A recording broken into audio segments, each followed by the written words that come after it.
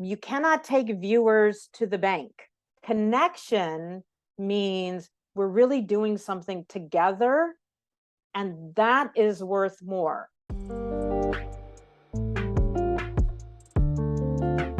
Hey, welcome to Scaling with Confidence. I'm Olusobanjo, entrepreneur, coach, consultant, and pastor, here to bring you dynamic conversations with high-level individuals who are scaling 6, 7, and 8-figure businesses.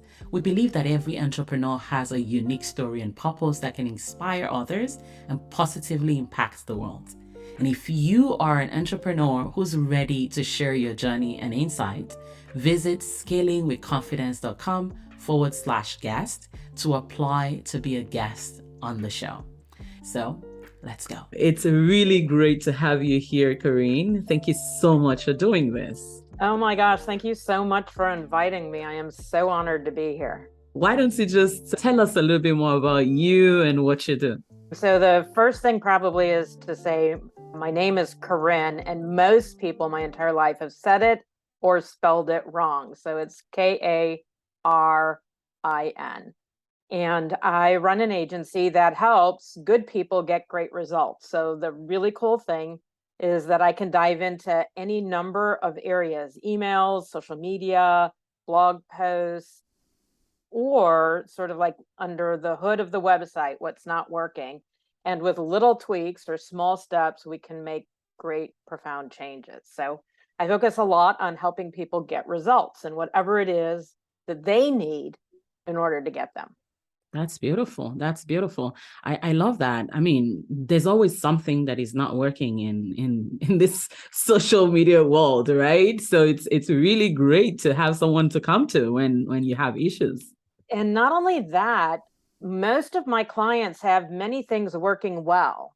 And so it's Yeah. not that they don't know how to do something, Mm. they don't know the tweak to take it to the next level or to help Mhm. them scale. So what I encourage people to do is look at both sides of it. What isn't working, but what is that could work just a little better and make a huge difference. Because when you start playing with numbers in your business, right? One sale is cool, 10 sales is better. And if a tweak could get you 25, wouldn't it be worth it? So it's Why looking for not? those small steps. If a tweak can get you 25, why not, right? Right. Sign me up. Okay. Now, I love to go into, what you do and how you help people and all that. And I have lots of questions around that. But before we get into that, why don't you tell us, how did you get here? Like, how did you get into helping people make, tweaks in their businesses? I started, I won't go to the whole long story. So I'll start. For 25 years, I worked as an award-winning medical malpractice attorney. And during the latter part of that, I was told I was going to get to take over the law firm. So I started thinking about what are the things we as lawyers are not doing that the rest of the world is doing that maybe we should catch up, right? One of them was social media, and another one was emails. At the beginning of the time I worked as a lawyer, lawyers were not allowed to use email because of privacy concerns. So there's a lot of growing to do. And so I thought, well, if I'm going to take over the firm, I ought to learn how to do these things. So I did. And eventually it occurred to me, I was working with high-end multi-million-dollar cases. So the cases that I worked with were somebody got injured or something went wrong and it was medical malpractice. And so it was a handful, maybe even up to 10 cases at a time I could work on. And I thought, one, it's not looking like I'm going to get to take over the law firm anytime soon. And two, I want to help more people. And the people that I was helping were really important. And, like they used to invite me over for birthdays and holidays and everything. So we became really close. But I thought, can I bring that and have a bigger impact? Can I help more people and perhaps help people before they ever get hurt? And so then I started thinking about, well, I'm going to straddle, I'm going to do both jobs at the same time. And I'm going to learn how to not just post a social media post, but I apologize to anybody who follows a calendar system. Doesn't get you sales, right? Could you use a launch plan for your social media? So I started to learn that. And then, at the beginning of switching over, whenever I say to people, oh, I was a medical malpractice attorney, maybe they're excited for about 2 seconds. And then it's like, but what can you do in the entrepreneurial world? And I thought, I have no credentials here. So I started sort of apprenticing. I went to the best of the best of the best, because as a lawyer, you have to learn how to do that to find your experts. So I just found who the best of the best of the best were. Oftentimes, they're not known to everyone. They're not out there selling major courses. They make a ton of money by going in and doing the tweaks. And so I learned how to do courses and social media and email and the whole bandwidth from the best of the best of the best. And then I thought, a lot of these people are working with big businesses or small businesses going big, and that's really cool. But what about like the rest of us? What about people who are starting out or people who are mid-tier? Are they getting this kind of information? And so as I was going through some of the process, I was also taking some courses from other people, and I learned they tell you a lot and it's really helpful, but sometimes there's one thing missing, or it worked for them, but it wouldn't work for me because I'm a different person and I do things differently, or just my personality is different. I love writing and maybe I'm not so great at video, or like whatever it is. If these things are held back from people, they never make it. And the whole reason I went into this is I want to make an impact. I want to help create the world I want to live in that's kinder and gentler and cares about each other. And which is a group of people who often don't get the sort of like cutthroat information and the best way to do it and all of that kind of stuff. It's good people. So I wanted to go into it to help good people get great results. And so I'm just doing it differently. Wow. I love the fact that you prioritize what people are, like the uniqueness in each individual, and the fact that you don't really have to do it the way the rest of the world does it. Is that a big focus in your practice? I do a lot of helping people uncover what their sort of 10x power is. So some of my clients are great writers and video is a struggle. And some of my other clients can record anything off the top of their head, but don't ask them to write, or audio. If it's just audio, they trip up. And then I have some clients who do really well with podcasting where sort of like the talking head, it's just you teaching. There's other people who crave connection and they sound stiff and stilted if they don't have it. And it really is it's important for me to let them know, and I'm not just saying this because of you and your work, but like, you have to be able to do something with video. You don't have to be the talking head on it. People are consuming video. So if you want to be relevant, something needs to come out. And I'm not one who is, if you ask me in the beginning of the day, which is my preferred medium, it will never be video. But I want to reach people. I want to have an impact. And so I help them focus on the one and then expand into the others, but do it in a way that is aligned with who they are, their values, and their strengths, plus the mission they want to have done in the world. I just love the fact that most entrepreneurs head out to do this. I mean, even just listening to your story, hearing how you wanted to help people, before they get injured, right? You wanted to connect with the people and not just in trouble, right? You wanted to help them. And most entrepreneurs go into their businesses with this big why, right? And now you're helping people attach like the solution that you bring into connecting to something really deep for them, like an alignment to them. I really love that. Can you tell us a little bit more about the kind of results that you get while focusing on this aspect of people's uniqueness and their business? So I'll give you 2 examples maybe for us to play with a little bit. For people who are at the beginning, one thought is, I keep hearing do emails. And so I'll put something up because I know I'm supposed to. And we don't look at it like emails aren't a technicality. Yes, there's technicalities in getting them up, but it's about human connection. It's almost like I don't mean like love letter in the way that many of us hear, but it's a love letter to the people you want to work with. A love letter to the people who are supporting you by coming and opening your emails, right? Mhm. A sharing of who you are. So it's an exchange, even though we don't often feel that. Mhm. So some people focus on how do I get an email sequence up? And that can be called a sequence. And then when you build them together, it becomes a campaign, right? If I'm launching something, I should not be going on social media. I got a product today. Hey, buy it, right? There's no connection built. The same thing with emails. But I can help people go from here's one email sequence that you have. And then the next step might be let's look at ways to help get people to actually open it. And then can we bring in another sequence? So here's a sequence for people who are coming in and they're new and they have no clue about what the solutions are. And here's a different sequence for people who really know what the solutions are. They just don't know you. And here's another sequence for people who know the solution, know you, and they just need to know why they need to buy this now, right? So those are three sequences. And when you're starting out, that seems overwhelming. Well, I can help people grow into more sequences, like maybe the newbies. Let's say if it's in leadership, one person might want to look about a job promotion. Somebody else might want to lead their company. Somebody else might be leading their company and they need to know how to have better communication or emotional intelligence with their team, right? They're all new to your solution. So that's three sequences, right? And that's just for one aspect. So I can help people see how to grow it without getting in a ton of overwhelm.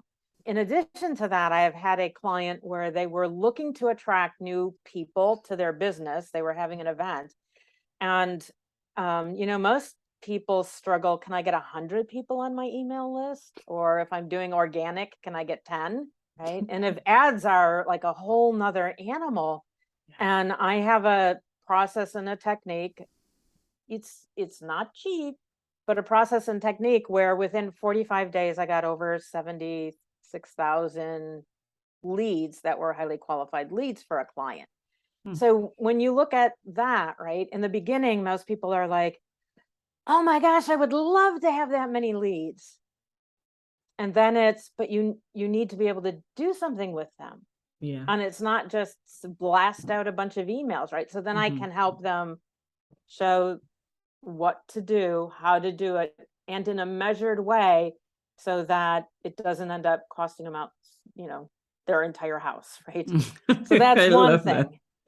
Another thing is someone came to me and they were in a particular niche and, as many of us experience, it's crowded. And then we're told like, figure out your unique selling proposition. And we're always our first unique selling proposition. We're all different. How we see things are different, but we're taught with templates, go slap up a 5-step process and a 3-step thing and just change your words a little bit, but it can be just like everybody else's. And that's okay in the beginning, but it actually won't get you much traction. And so one of the things that I help people do is figure out how to claim a space, even within that niche, that no one else is claiming. So for instance, one client might be trying to work in podcasts, and I'll show them how don't just be another podcast teacher. Be someone who can show people how to be mic drop mentors and then turn it into profitability. Focus on how to help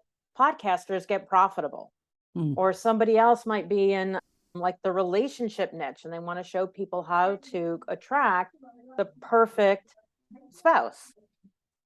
Well, there's a lot of dating things out there, but what do you need to do? So it's not just your 5 steps are different. Entire business reaches in a different way. And the main goal is to both have the entrepreneur feel the shift in identity from being someone who's struggling with this to actually really being a master in their own work, because it's theirs, it's not borrowed from somebody else's. And then the other part of it is how to have your client or your audience or your prospect or whoever you're reaching, how to have them feel different, not just think different, not just see different, not just pay different, but feel different as they consume your free work, your paid work, and in that exchange, start changing their world and yours. For the very first time, I would say, You see me looking around because I'm trying to see if what I just said is correct or not. But for the very first time, I'm seeing email marketing differently, just the way you just explained it. It's very interesting that the marketing world can, have all the systems and, the strategies and everything. But I really love the way you just simplified it and brought it to just the next person. It's just you need to be able to communicate to the next person, right? So thank you. Thank you for doing that. And I can only imagine the kind of results your clients get, just listening to the kind of work that you do with them it's just beautiful. So thank you. Yeah. So I was thinking about earlier on, you talked about when you were in the legal practice and you had a lot of cases. And though you were becoming like the one taking over the practice, you left that. Was it because you saw that you're going to always have to handle cases in that particular firm? Or you just felt there was need for more? A couple of things I would say intersected at the same time. And one thing is always envisioned that I would like to do something differently. So when I was really young, like teenage young, I thought, oh, someday I would like to own a franchise like Subway or something. And I would learn how to do it. And then I would get someone in to help manage it with me, who otherwise would never have been able to do it. They either weren't in a place or a position in their life to be able to do it. Because I am acutely aware, I grew up poor, and the many opportunities I've had, it's, whatever one's spiritual belief is, it was either, a moment that God reached down or the world opened up or something happened. So I'm very aware of the privilege I hold. And with that privilege, I believe I have a responsibility, which I am glad of. So I thought, oh, I could run a Subway and then bring a manager on. And when the manager could run it over, say, here, because I know they would not otherwise have had that opportunity, much like there are many things I wouldn't have had an opportunity to do. And so I thought, in the law, this is not going to happen, right? You can't just give a firm over to somebody else quite like that. But in addition to that, I had really phenomenal people as clients, and I was making changes in their world. One of them had a tragic incident happen with their child. And when most parents of a child have something happen, the parents divorce, and I would meet with them regularly so that they wouldn't. And I thought, it's like 10 people a year I can help at most. And I think that I could do more help in the world. And so I started to look at that and wanted to look to see what profession could I touch more people with the skill sets I had, which are heavily steeped in research and writing and interviewing and trial work. So a little bit of stage presentation. What could I do? And also have an impact. And so this was like the best one. So that's what I chose. Wow. I get it now. And boy, are you connecting with a lot more people now with this social media work, And the really cool thing is in our work, when you touch somebody and you shift their identity or you help them transform, they go on and do it for somebody else who does it for somebody else. Like the ripple effect in our work is huge. And it's almost like, for me, this is just for me, I'm not saying for anybody else, it would be a crime for me not to share those abilities because I was given them. I love that. So the gift I have, I get to share with others. That's so beautiful. Yeah. So I feel like just enjoying the process, and viewers, I hope you're enjoying it as much as I am. It's just beautiful to listen to you, Karin. Am I saying it right? Karin, you did. Very good. Thank you. You're very welcome. Yeah. So now let's go into the actual work around, because like emails is, for example, it's we can't pick everything that you do today, but let's just pick emails. Okay, great. What kind of tweaks would you recommend to someone that is trying to scale to 10K a month and beyond? So one thing I would suggest is look at your first email and make sure at the very bottom before you sign off, you put something in about hit reply and let me know if something you'd love to hear more about, or something depending on what your audience is about. But the key is hit reply and let me know. And then put on a PS. And actually, I would recommend put on a PS in every single one of your emails. And the PS should be a call to action to do something. It could be watch for my email tomorrow. It could be go try this out and let me know what your response is, right? But what you want to do is invite on the very first one for them to hit reply and let you know why. Technically, your email service provider grades your email reputation based on whether people are opening it. And even with the iOS change that causes false open rates, your email provider has an algorithm that factored that in and is presuming a certain number of them are false open rates. If you have it so that your emails aren't getting open, much like in school, they start to downgrade you. And much like in school, if you get a bad reputation, it's almost like it's nearly impossible to get over it until you change schools. Same thing with email providers, right? So if your emails aren't getting open, your reputation starts to go down and down and down until the point that you could have the best emails and people who are hungry to consume them, and they will never get them. The crazy thing is that's not only happening on your side, it's also happening on the receiver side. And, you know, a lot of us say, I get so much junk email. How's it making it in, right? But the truth is very little of what's coming at you actually gets in. A lot gets into the Google promo tab if you're using Gmail, or spam, or even just blocked, so you never actually even know it came. So if you're a recipient and your email system is working well, it blocks bad reputation emails, right? So you've got both of them working against your email. But when you send something that somebody wants and they hit reply, both email systems, yours and the receiver's, believes, oh, they really want this. And then your email gets in more times than not. But that first one then becomes critical. And when is it we usually do a first email? When somebody has asked for something for free and they're expecting it to come by email, right? So it's important to do it in the first one, but it's also important to do it occasionally and then actually read them. There's something else that also works really well, and I'll talk about the Google tab in a moment. But the second thing is, most people, when they're looking to hit 10K solid months, they know who their ideal client is on what I would call like a level 2, right? Level 1 is, we guess they're just like us. So we just create the business just like us. And that's a great place to start, but don't stop there, right?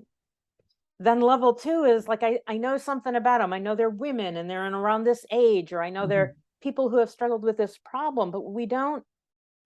When you get to have greater insight as you grow, it's like, oh my gosh, everybody who comes to me has a child. Like, I didn't know that all my clients are parents, right? Everybody who comes to me has an aging parent. I didn't know that. And they're sandwiching. I didn't know that. And it takes us so long to figure out who our ideal client really is. I'm talking about levels. And so one level is their demographics. Where do they live? How much money do they make? Did they go to school for college or not? Like all those things. Another level is from a psychoanalytic way. When we're starting out, it's like, we'll take anybody. And then as we get growing, money is important, but so is our time. And we don't want to have to also deal with the emotion of having to deal with people asking for refunds, or they won't complete their work, or they're constantly complaining. And our ideal client moves from just demographics and can they pay, to what is their psychological part that we want to work with, right? So if you're creating a business that's helping people with ADD or ADHD, your emails need to be shorter, right?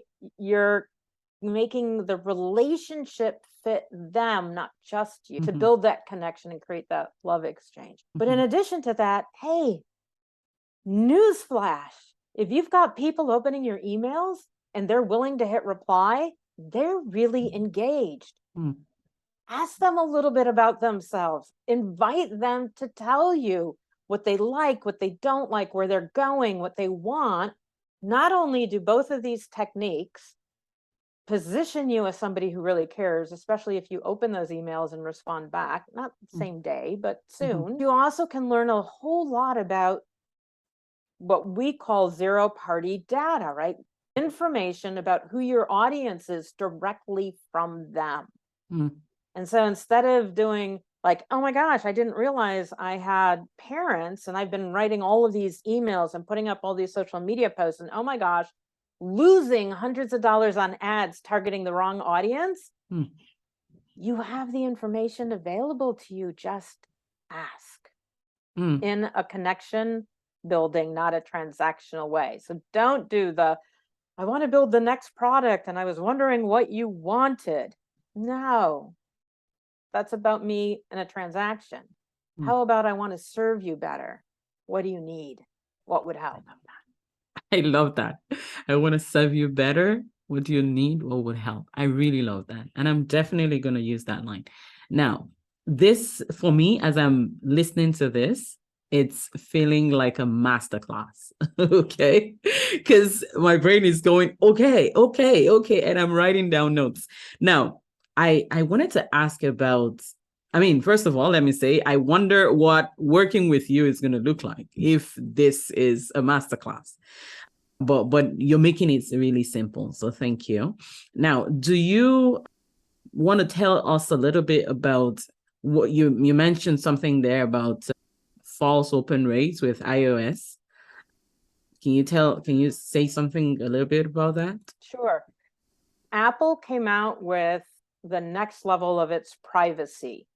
And the next level of its privacy was, we don't want you businesses being able to tell whether we opened your email or not for our clients, right? Keep it private. So we don't want people knowing who's opening up what emails. And so many people in the know are presuming it's because Apple is about to come out with its own ad platform. I see. And so Apple wants to be able to send you its ads. Okay. But right now, what ends up happening is Apple has part of its mechanism so that if an email comes, it looks like it's opened to the receipt, to me, to the sender, even if the person never really opens it. So it falsely makes it look like, oh my gosh, like overnight, I just went from like 2 people open my email to now 200. I must be doing well. I'm going to go do more emails just like that one. When really, no, the high open rates are artificial. Don't bank on it. Don't ignore it. Don't bank on it. And that's the huge benefit of occasionally, not just at the beginning. Yeah. But occasionally asking people, hit reply and let me know what you want, because that gets you a sense of who are the people who are highly responsive people, even if they're giving you things you don't want to hear, are hugely invested in your blog, even in videos from a metric standpoint. We're often looking for the numbers rather than the building connection. And so we use the numbers to tell us if we're on the right track. How many people liked it? How many people opened it? How many people read it? That tells us we have viewers. You cannot take viewers to the bank. That's true. Connection means we're really doing something together, and that is worth more. I can have, this was not the case, but let's say if I had a client with 46,000 emails, if they came to me that way, and they're not getting people who are buying their stuff, I would say you have a wonderful list. It's useless unless we do something with it. We need to reactivate it. We need to engage it. But most importantly, we need to stop acting like it's a transaction and start building a relationship. That's always been true, but a lot of people got away with the transactional component. And you know what happens? Like, we just built something. We're so excited. It's like our brand new baby. And we want you to show everybody, and nobody's got time. Everybody's busy. Yeah. Right. So do more building relationships. And through that, like that should be a reason enough, right? Sir, give value freely, but the right kind of value. That's another mistake people make. They give too much value of the wrong kind. I love And that. so it's really about, and much like you said, like a master class. One of the important things I think for clients when they're working with me or they work with anybody else is I have been in places, sometimes I put myself in them, where the information is over my head and it feels like, oh my God, I can't consume any of this, right? It's really important to help somebody with the next right step, Yeah. right? I can talk to you about all kinds of things about email. You're not able to go action it. It's not your next right step. And that's one of the beauties of being able to look and say, oh, you have a great open rate, but you're not getting a response. Let's tweak this thing. Let's tweak this other thing instead of here's a rule book of 200 different things you need to do. Because you'll never get there. You'll never do it. And I it'll love all that. change by the time you get to it. Wow. So start with the one or two important tweaks. Beautiful. Beautiful. I know a lot of people join email lists, like, for different reasons, right? Sometimes it's not because they need that thing. Sometimes it's because they need whatever it's been, downloaded or whatever, right? And I know you're not I know the response that I'm going to get to this is not the numbers, right? Don't focus on the numbers, but I'd like to have from your perspective, what's this connection, building a connection through emails, because I'd love to know, is it worth it? Because a lot of times people say emails is the money. You need to have the email list and all these kind of things. But again, it's not just about the numbers, it's about the number of connections, the real connections that you're able to make. Can you give us a clear idea or some suggestions around, is it really worth focusing on emails? Or because I have a lot of people that would say social media, in short, for a long period of time, I wasn't doing any emails, right? Because I could connect with people on social media. They see me, they can connect with me, right? But I'd like you to talk a little bit more about that with regards to connection. I'd love to. So the teaser is I'll get to the money in a moment about them, but listen to this part. If you've been on Facebook, even in the last 12 months, there's at least once, if not twice, where it all went down. If you're running on ads on any of the social media platforms, you can get banned, blocked, or stopped. If you're doing emails, even if Facebook went down, you still can reach people. So I know someone who has a business who runs a number of ads per day, and they make $160,000 a month through the ads. Something happened in the ads, and they got their ads banned. And for the first 30 days, if you're losing $160,000 a month, you notice that. For sure. But they didn't lose it because they had emails. So they ramped up the emails and they didn't lose $1 and they made a little bit more. And so the thing is, emails are a platform that you can connect with another human being on once you get past the bad reputation problem, and they don't shut down like that, right? So no matter what happens, somebody's, MySpace goes out of business and your whole business was on there, or TikTok was all the rage today, and then somebody buys them out and the rules change. Emails are yours. The other thing is, on all those other social media platforms, you have to do the same. You have to do something again and again and again.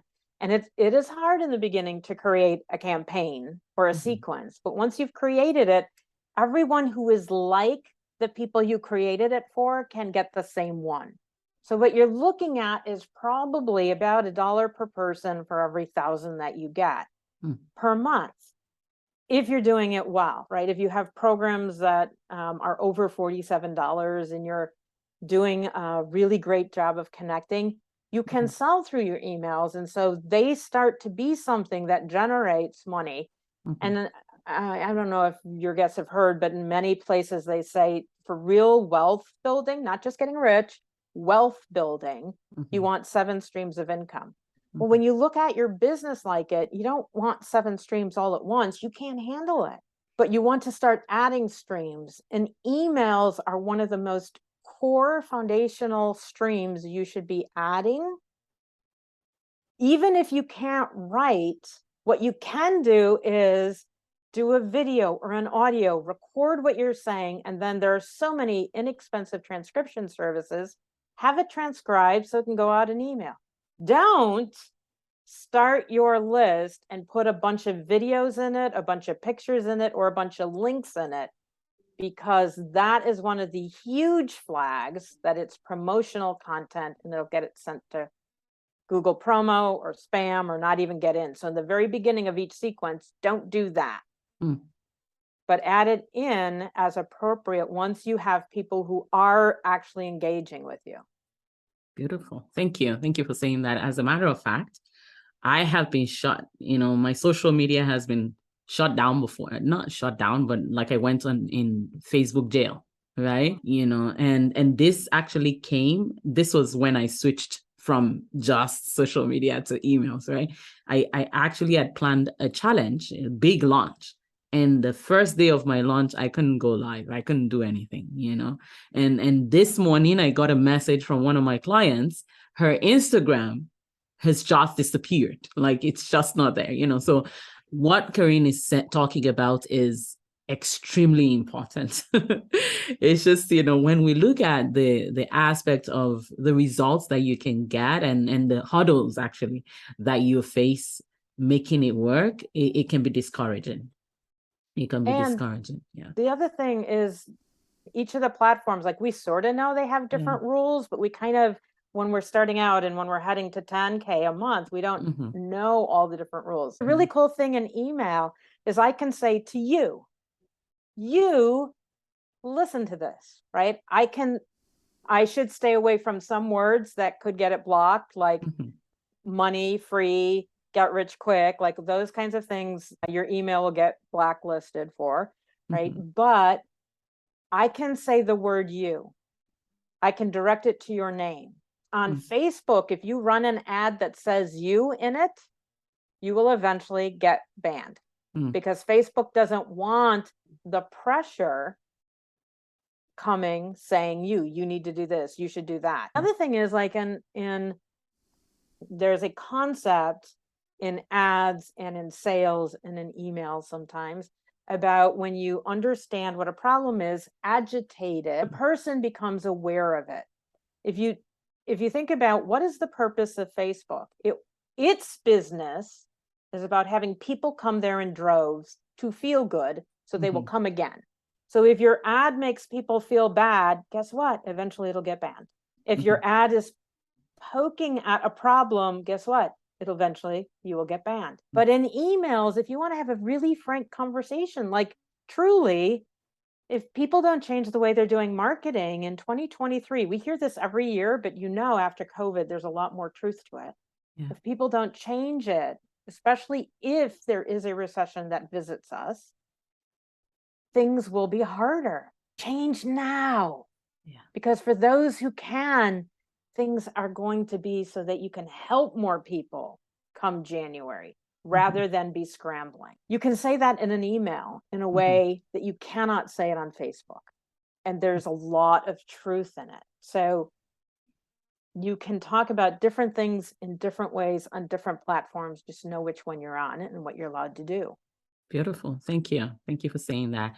Now, is there a way that people can, as we were just talking, I was thinking about a software, like a tool, email tool that helps to identify, red flag, don't say this, don't say that.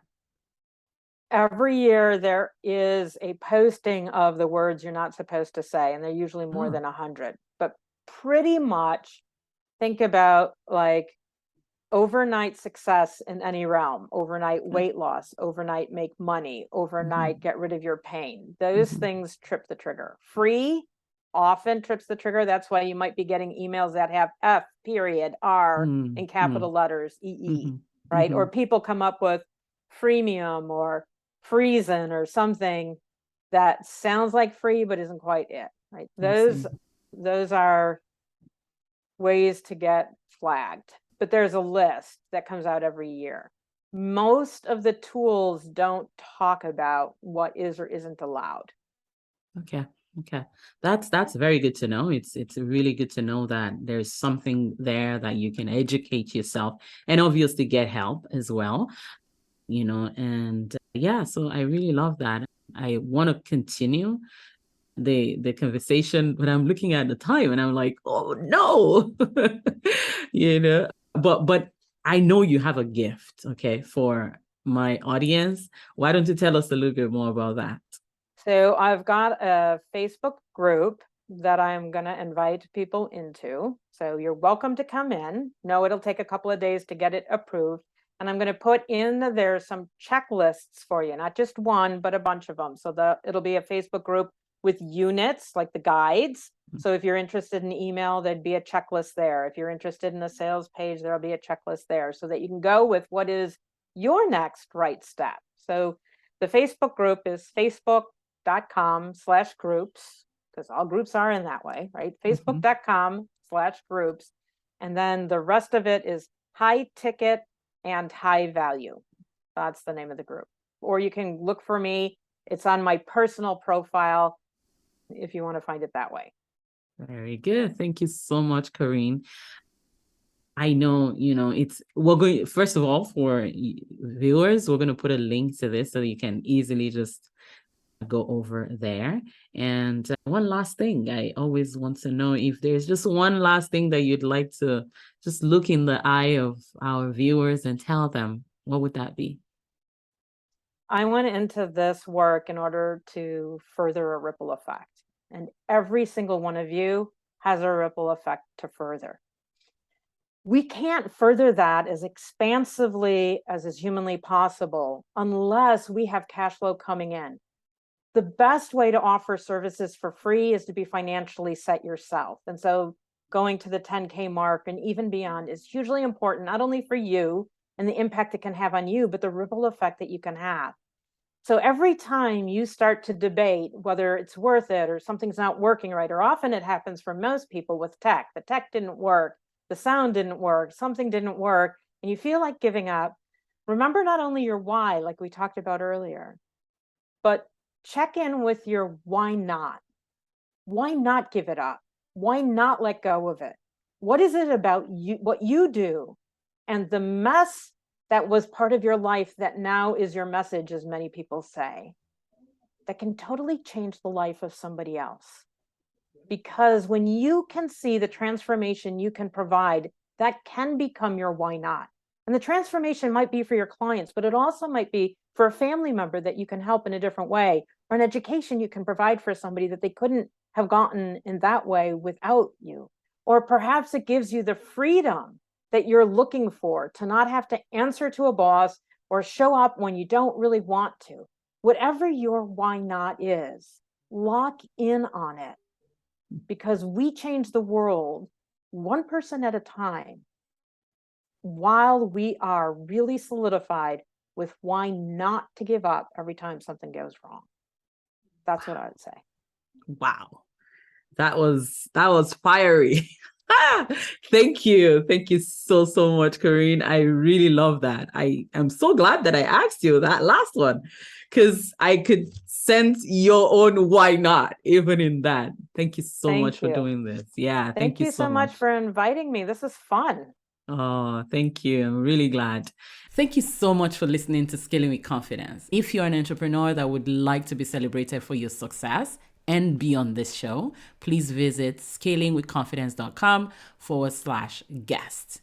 Keep shining. The world needs your light.